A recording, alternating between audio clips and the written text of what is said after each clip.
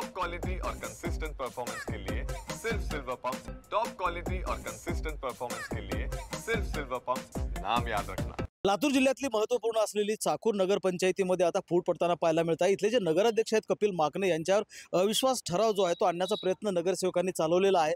तसं पत्र जे आहे ते जिल्हाधिकाऱ्यांकडे देण्यात आलेलं आहे। 17 नगरसेवक असलेली ही नगरपंचायत आहे आणि इथे प्रहारची सत्ता होती आणि प्रहारचे जे नगराध्यक्ष आहेत त्यांच्यावर आता अविश्वास ठराव आणण्यासाठी प्रहारचेच नगरसेवक जे आहेत ते सरसावलेले आपल्याला पाहायला मिळत आहेत। नगरसेवकांनी मिळून 14 नगरसेवकांनी मिळून जिल्हाधिकाऱ्यांकडे अर्ज केलेला आहे आणि अकार्यक्षम पणाचा जो ठपका आहे तो नगराध्यक्षांवर ठेवण्यात आलेला आहे।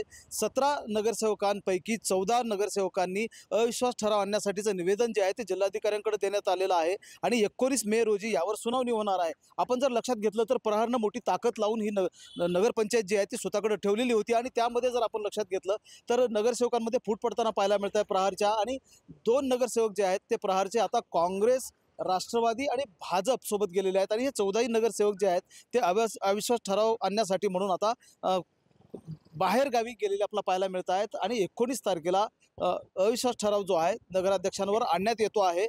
प्रहारमध्ये फूट पडलेली आहे आणि वेगळ्या प्रकारची युती जी आहे ते या नगरपंचायतीमध्ये होताना पाहायला मिळत आहे। राष्ट्रवादी काँग्रेस, भाजपा आणि प्रहार एकत्र येऊन नगराध्यक्षांवर अविश्वास ठराव आणतायत। सहकार मंत्री बाबासाहेब पाटील या मतदारसंघाचं नेतृत्व करतायत आणि त्यांच्या मार्गदर्शनाखाली देखील या नगरपंचायतीला स्वतःकडे खेचण्यासाठी म्हणून राष्ट्रवादी अग्रेसर असलेली आपल्याला पाहायला मिळत आहे। महेंद्र जोंधळे, TV9 मराठी, लातूर।